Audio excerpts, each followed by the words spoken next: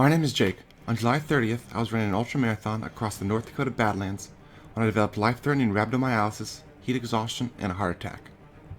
After these life-threatening conditions formed, I had to fight with everything I had to find reception and get to the ambulance. I had no idea what the next 10 hours and 6 miles had in store for me. The Maah Daah Hey 100 is a remote 107-mile point-to-point ultramarathon across the North Dakota Badlands on July 30th and 31st. It is typically a small race. This year only had 12 runners and only a few finished. Except for 2 miles of dirt road, the whole race is on a single-lane mountain bike trail heading from north to south. It was a clear, humid day with a starting temperature around 7 degrees Fahrenheit at 6 a.m., about 85 by late morning. Something else to note is that the temperature and humidity inside the valleys of the Badlands were much higher, and the air was very stagnant compared to the ridgelines and open fields portions of the race. The first aid station was at mile 9, the second aid station at mile 24, and the third aid station was all the way at mile 39. I'm from Ohio, where temperatures are mild and the elevation is low and consistent. In the months leading up to the race, I ran 10 long runs ranging from 25 to 56 miles. This included back-to-back trail marathons on Saturday and Sunday, 56-mile trail run in 13 hours, staying awake for 36 hours to run from sunset until sunrise and covering 40 miles, and many shorter distant runs and speedwork sessions. For reference, a typical training solo trail marathon takes me about 5 hours to do. So 3 weeks before the race, I went to Colorado and Utah for training. The goal was to acclimate myself to higher elevations and temperatures than what I experienced during the actual race. This included lots of hikes at elevations between 8,000 and 14,000 feet, several runs in 100+ degree wet temperatures, and one 27-mile run through the Moab Canyons at an elevation of 4,000 feet with temperatures of 106 degrees Fahrenheit. Over the last 8 years, I have ran 64 long runs ranging from 26.2 miles to 88 miles. The farthest I have ever ran was a few years prior when I was in worse overall shape and had no concept of nutrition, electrolytes, and pacing myself. I made it 88 miles in 26.5 hours. Since that 88-mile trail run, I have learned so much about running form, nutrition before and after the race and during the race, balancing electrolytes and other levels, and I have in general become a more powerful runner. I really felt confident that I could complete this 107-miler in under 36 hours without any major issues. One thing I want to note is that for an ultramarathon runner, I'm a really big guy. Before the race I was 6'6" and weighed 255 pounds. 14 days after the race, I weighed just 233 pounds. I started the race carrying only water until the first aid station at mile 9. I felt great and was moving at a 5-mile-per-hour pace that I felt like I could keep up for 70 more miles. I was sweating constantly, but I had enough water with me so I was not concerned.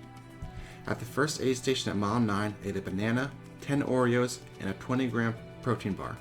I drank some water and a Recovery Monster energy drink. I filled up my water bottles with more water and grabbed 2 more water bottles containing noon electrolytes and a little bit of caffeine. I also grabbed a couple more nutrition bars and a protein bar to eat over the next 15 miles. All these different drinks and foods I have been eating for months during my long training runs, so I knew my body could handle them without any issues. Now, that may sound like a lot to eat at the aid station, and it was. So I spent about 10 minutes at this aid station and ate my food slowly while stretching, changing my socks, and talking to my dad, who was my support teammate. He was driving my SEG vehicle and was going to meet me at every aid station. When I left the aid station, I took off at a very mild pace to allow my food to slowly process as I jogged. This is how I usually eat during long runs. I ate another 20-gram Cliff protein bar at mile 12 because I knew I had to stay on top of my calorie count. This is when my stomach started to feel like it was full of cement, so I continued to drink water and I picked up my pace a little as I was charging up and down the hills through the hot canyons. Still, the food felt like it was a brick in my stomach that wasn't processing like it usually does, even by mile 14. I believe my stomach shut down and all the food I ate was not being processed. This was causing the water I was drinking to be blocked by the food, pretty much starving my body from nutrition and water, even though I was eating and drinking. At 9 a.m. and at mile 14, I suddenly started to feel nauseous and dizzy. I quickly looked for shade on the path, ran to it, and then lowered myself onto my back in case I may faint. The last thing I wanted to do was faint mid-stride and fall off the path. I also purposely laid down in the center of the path so that I could easily be seen by other runners or bikers. Once on my back, I started to breathe extremely heavily and with a lot of effort. Then after about 3 minutes, the second to last runner caught up to me, and she gave me some electrolytes and salt pills that I took. I told her I'm having some mild heat fatigue, but I'm safe and won't continue until my stomach catches up and starts processing my water. Then about 1 minute later, the last place runner approached us, and he said that he would stick with me until I'm back on my feet. The lady then continued to run on and said that she would warn my SEG team when she got to the aid station, since we didn't have any cell reception at the moment. About 4 minutes after she left, and only Patrick, the other runner, and I remained, I started getting severe cramps in my legs and in my arms. These cramps kept getting worse, and more muscles started cramping by the minute. Then after about 10 minutes, my whole body, from my neck down, started experiencing cramps that lasted several minutes at a time, and were affecting several muscles simultaneously. The cramps were alternating between my legs, arms, hands, neck, back, abs, and chest. I lost control of my whole body and could not do anything but roll around on the ground and try and control my breathing. After about 10 minutes from the start of these severe Charlie horses, the pain from the cramps peaked. I felt like an elephant was on my chest while I was breathing through a straw. All my muscles began to bulge and flex like I was a bodybuilder at a competition. Even Patrick said, "Dude, you look like you're built like an ox," which did make me smile a little bit. This excruciating pain only lasted a few minutes. Then before long, just the pain of the muscle spasms remained. This was the heart attack. It was bad, but not as bad as I imagined it would be. The other runner, Patrick, and I really didn't know what to do. He started pouring some water and electrolyte pills into my mouth since I couldn't use my hands. After a few minutes, the pain lessened from a level 10 out of 10 to about a 6 so that I could start communicating with Patrick. He asked what else he could do, so I told him to karate chop my legs and try and get some of that blood to flow. For some reason, this really did work. After about 45 minutes from when I originally laid down on my back, the cramps lessened and my breathing was back to normal. Patrick encouraged me to stand up and start moving again in hopes of allowing more blood to flow to my legs and to get some of that water and electrolytes to start processing. After a while of trying, I finally stood up and began to walk, and it went really well. After about 2 miles of jogging through the canyons, I started to feel increasingly better and stronger. Patrick and I started swapping running stories, and it seemed like the worst was behind us.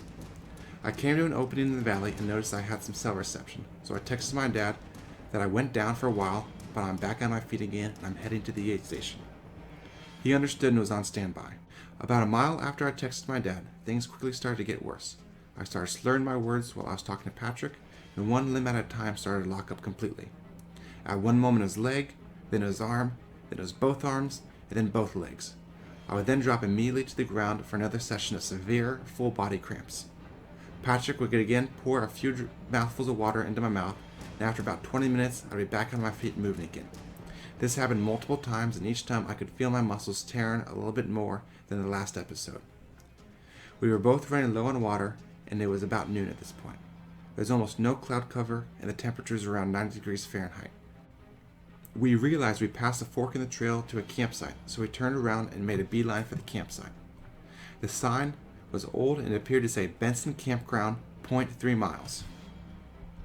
We started heading for the campsite, and my condition kept getting worse to the point that there was always 1 or 2 muscles in my body cramping up. We were watching our GPS watches, and our GPS said we traveled 0.3 miles, then 0.5, then 1 mile, and then 2 miles.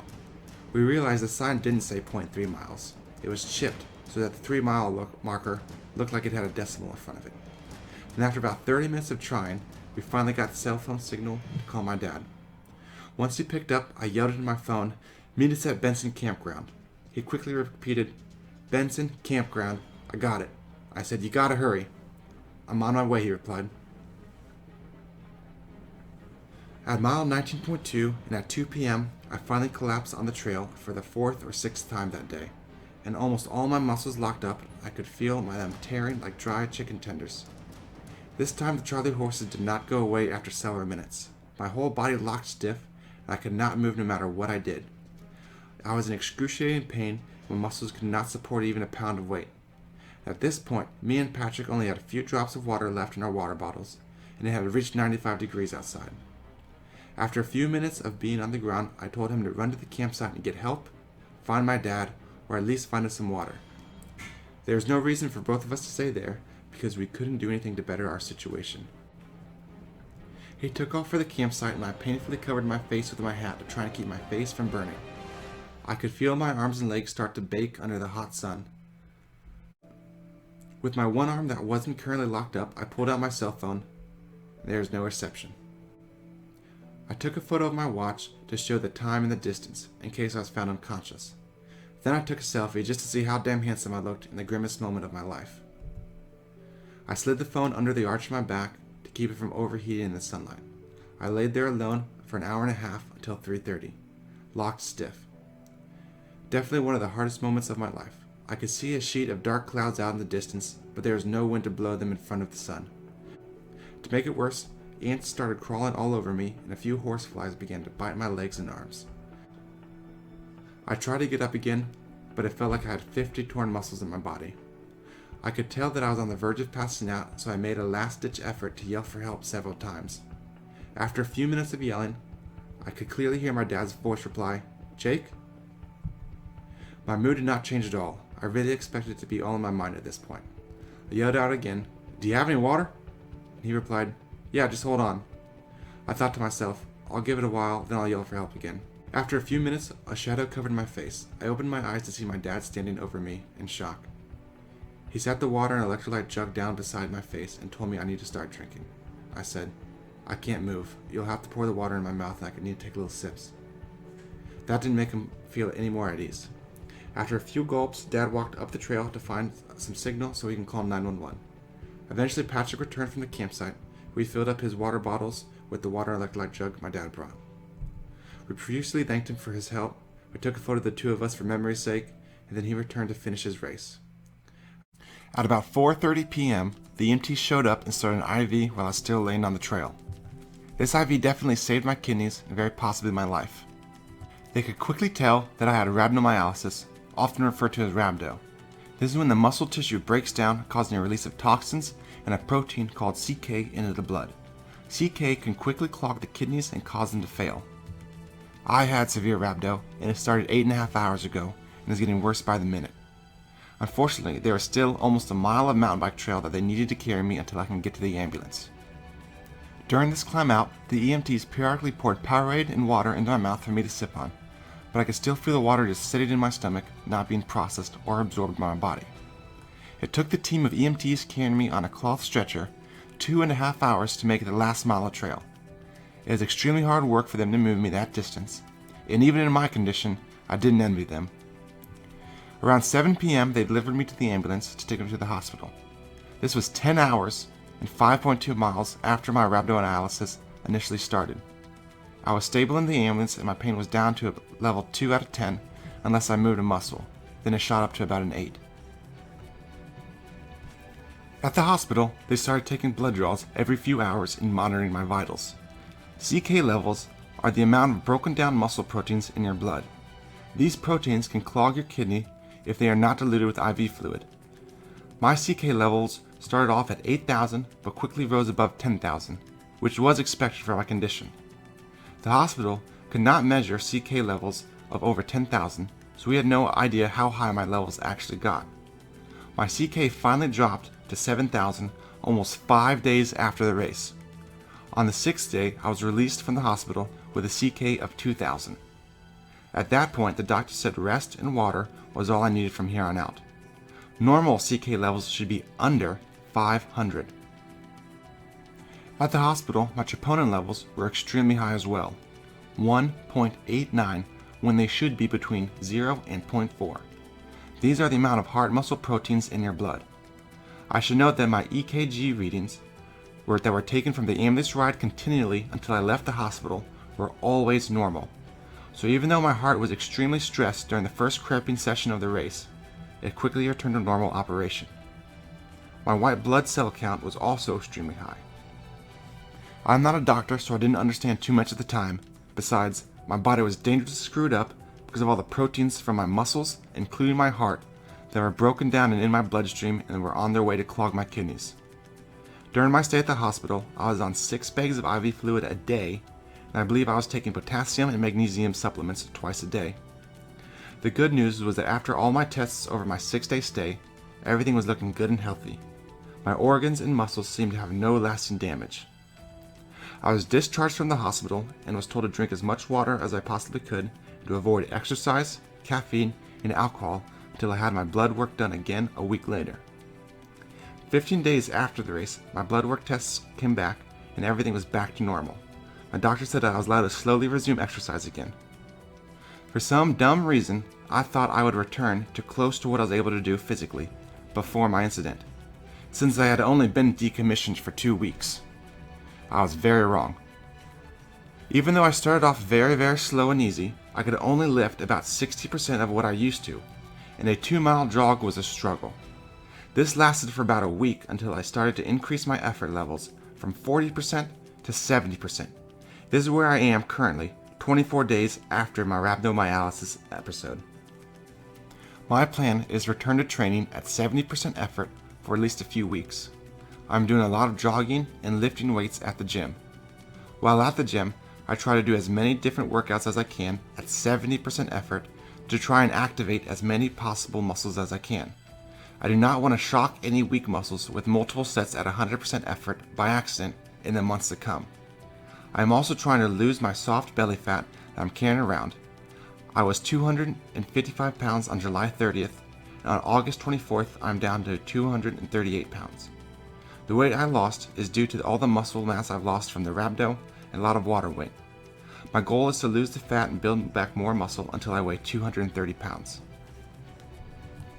I'll make another video about my training after rhabdomyolysis after I finish another marathon in the months to come. With the exception of 6 races, all 64 of my long runs over 26 miles were solo runs on remote trails. Moving forward, rhabdo and heat stroke are things that will always be on the back of my mind while I'm training. So what would I have done if this happened to me while I was running alone in a remote location?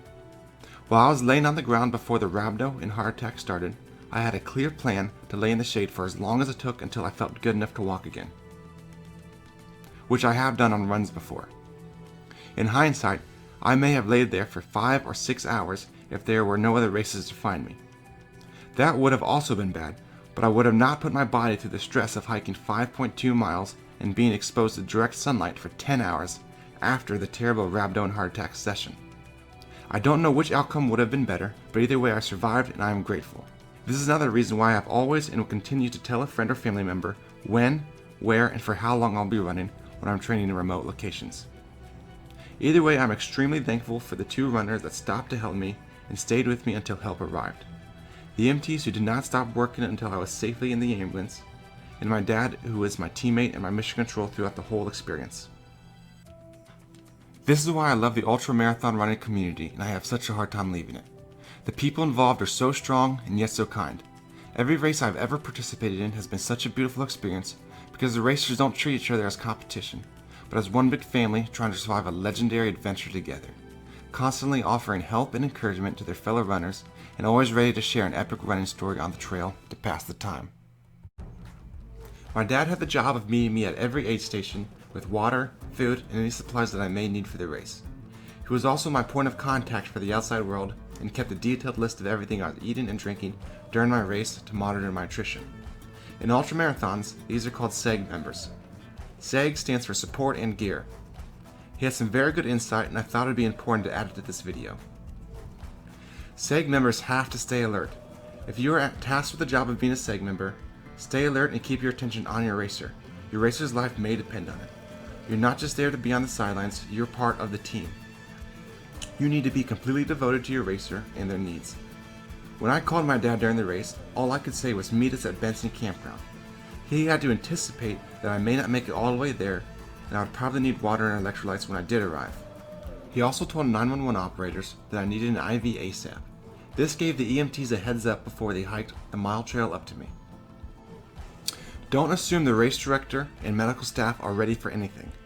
This race director and the local EMTs were absolutely phenomenal. But assuming that every person in their profession is a seasoned veteran or has the proper equipment readily available is not a realistic mindset. You need to assume that there will be important information lost in translation, phones will have no reception, vehicles will not be able to get to you, or the staff may be new at their job. It's a part of life, and you want to be ready for anything as best you can be. Also, don't rush the rescue. Allow the first responders to stabilize the patient as they are trained to. The most important ED and ICU interventions are stabilization of the airways, spine, or simple IVs with hydration. It may be necessary to respectfully question drastic measures like life flight or moving the patient several hours away to a different hospital, especially if the decisions are made in the heat of the moment. Network with family and friends in healthcare for post-rescue advice to better understand the questions or concerns to focus on after the event. Continually request hospital staff, social workers or case managers to stay in the network with your health insurance whenever possible. This can save you a lot of money down the road. Keep good notes in the hospital, as it's very often to get medical records after the fact. Our dad kept very good notes of all the blood test results and doctor's notes, which made making this video a lot easier.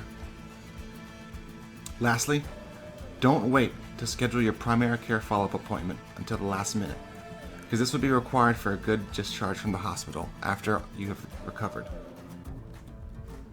Thanks for watching. I hope this doesn't happen to anybody out there, but in case it does, hopefully you have a little more information on the topic.